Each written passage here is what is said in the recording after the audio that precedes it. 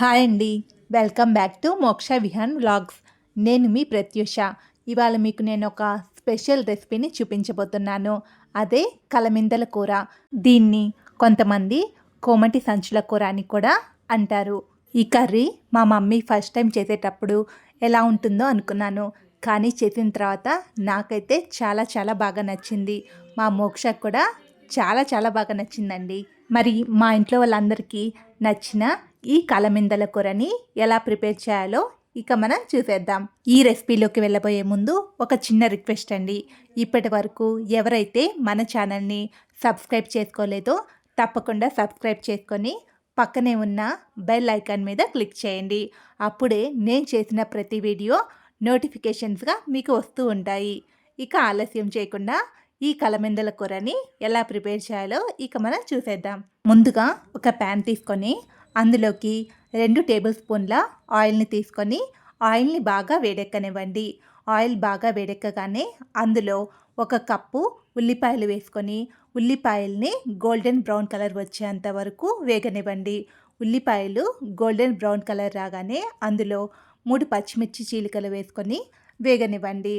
అందులోనే 1 table spoon అల్లం వెల్లుల్లి పేస్ట్ వేసుకొని అల్లం వెల్లుల్లి పేస్ట్ పచ్చివాసన పోయేంత వరకు వేగనివ్వండి. అల్లం వెల్లుల్లి పేస్ట్ పచ్చివాసన పోగానే అందులో 1 కప్పు టొమాటోల్ని కూడా వేసుకొని మొత్తం ఒకసారి కలుపుకొని మూత పెట్టుకొని టొమాటోల్ని బాగా మగ్గనివ్వండి. టొమాటోలు ఈ విధంగా మగ్గగానే ఇందులో ఇక స్పైసెస్ని యాడ్ చేసుకోండి. రుచికి సరిపడా ఉప్పు, పావు స్పూన్ పసుపు, 1 స్పూన్ ధనియాల పొడి, 2 స్పూన్ల కారం వేసుకొని మొత్తం కలిసేలాగా ఒకసారి కలుపుకొని మూత పెట్టుకొని అర నిమిషం మూత పెట్టుకొని మగ్గించుకోండి.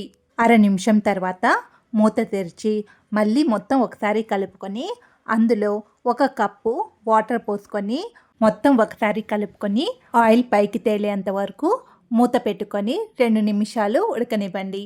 2 నిమిషాల తర్వాత మూత తెరిచి మొత్తం ఒకసారి కలుపుకొని నేను ఇక్కడ అరకిలో కలమిందల్ని ముందుగానే 2 సార్లు వాష్ చేసుకొని మూడోసారి ఉప్పు కూడా వేసుకొని వాష్ చేసుకున్నాను.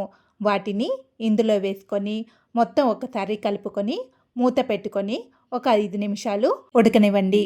ఇలా ఉడుకుతున్న టైంలోనే మూత తెరిచి 2 టేబుల్ స్పూన్ల కొబ్బరి పొడి వేసుకొని మొత్తం కలిసేలాగా ఒకసారి కలుపుకొని మూత పెట్టుకొని మరో 5 నిమిషాలు ఉడకనివ్వండి.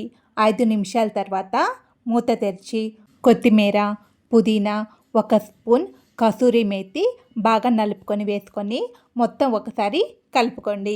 చివరగా 1 స్పూన్ గరం మసాలా వేసుకొని కలుపుకొని స్టవ్ ఆఫ్ చేసుకోండి. కూరని ఇంకా సర్వ్ చేసుకునే ముందు అరచెక్క నిమ్మరసాన్ని పిండుకొని మొత్తం ఒకసారి కలుపుకొని ఇక సర్వ్ చేసుకోండి. ఈ కర్రీ చపాతీలోకైనా, రోటీలోకైనా, రైస్లోకైనా, బిర్యానీలోకైనా చాలా చాలా బాగుంటుందండి. మీరందరూ కూడా తప్పకుండా ఈ కలమిందల కర్రీ ట్రై చేసి ఎలా కుదిరిందో నాకు కామెంట్ చేయండి. నేను చూపించిన ఈ కలమిందల కూర మీ అందరికీ నచ్చినట్లయితే లైక్ చేయండి, మీ ఫ్రెండ్స్కి షేర్ చేయండి. ఇంతవరకు ఎవరైతే మన ఛానల్ని సబ్స్క్రైబ్ చేసుకోలేదో తప్పకుండా సబ్స్క్రైబ్ చేసుకోండి. మన ఛానల్ని సబ్స్క్రైబ్ చేసుకున్న సబ్స్క్రైబర్స్కి, చూస్తున్న వ్యూవర్స్కి చాలా చాలా థ్యాంక్స్ అండి. ఇలానే మీ సపోర్ట్ నాకు ఎప్పుడు ఇస్తూ ఉండండి. Thank you for watching my videos.